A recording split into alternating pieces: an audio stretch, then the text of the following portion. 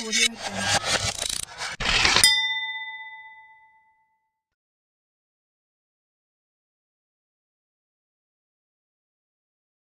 E le realtà che veramente potrebbero avere il massimo della possibilità sono aziende che vanno dal 10-50 fino alle 500 persone. Queste aziende, sia che siano italiane sia che siano straniere, hanno dentro di loro, se non sono state corrotte, forti, la passione ancora di quello che stanno facendo, e questa è una chiave fondamentale per voler cambiare. Loro quando mi chiamano, in genere io non vado mai a vendermi, ma sono loro che vengono a cercarmi perché sono interessati a queste trasformazioni.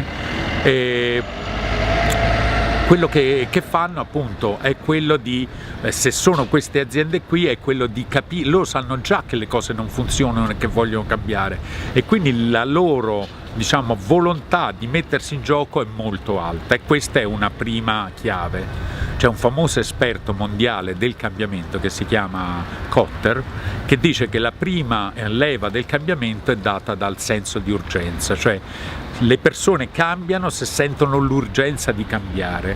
Kotter ce lo racconta con una metafavola che è quella del mio iceberg che si sta sciogliendo. In questo caso dei pinguini sentono, un pinguino in particolar modo ha scoperto che il loro iceberg si sta spaccando e devono cambiare, devono forse spostarsi all'iceberg. Sarà possibile questa cosa se questa cosa sarà sentita e si riuscirà a superare il senso di paura.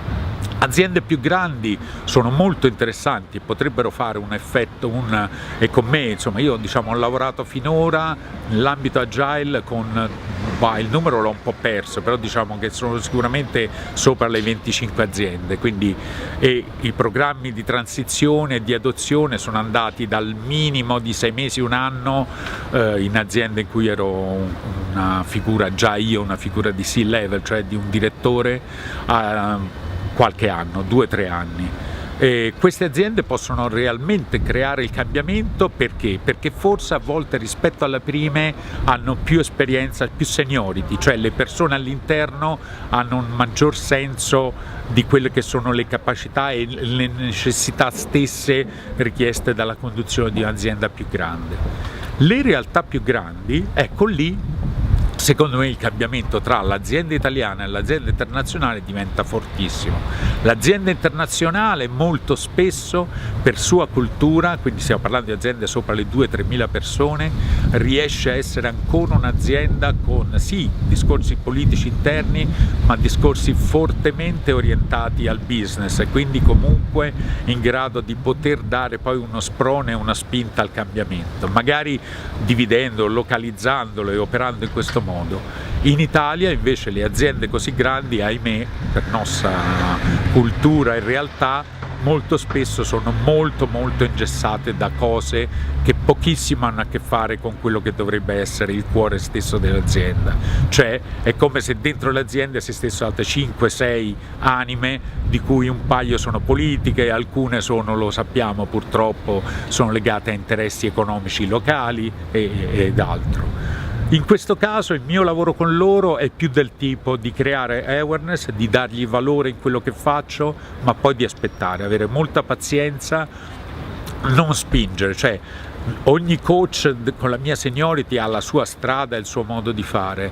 Il mio modo di fare è quello di dare, non entrare mai in compromessi, ma dall'altra parte non premere più di tanto, perché se non c'è, e in realtà si scopre che non c'è quel famoso senso d'urgenza, cioè se dentro l'azienda loro stanno facendo l'agile perché l'hanno sentito dire, perché sembra sia una cosa interessante, ma poi tanto in realtà non ci si crede e non c'è qualcuno che spinge fortemente per farlo, la cosa migliore è sedersi, aspettare. E dato che hai creato all'interno un po' di trambusto, hai cominciato a dirgli, tornando alla mia metafora precedente, ma siete proprio sicuri che la Terra è il centro dell'universo? Com'è che io ho queste evidenze scientifiche sembrano dimostrare il contrario?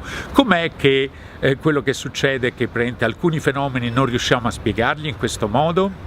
Okay? Quindi in questo modo molto spesso nella mia esperienza sono poi tornate a contattarmi con molta più energia.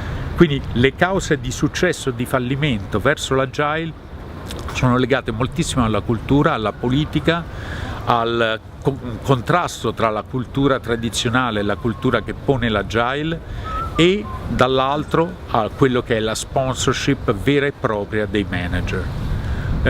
Questa mattina qui all'Agile for Innovation Andrea Provaglio ha fatto un keynote su un tema che mi è anche a me molto caro e che seguo da tantissimi anni, che è il concetto della leadership.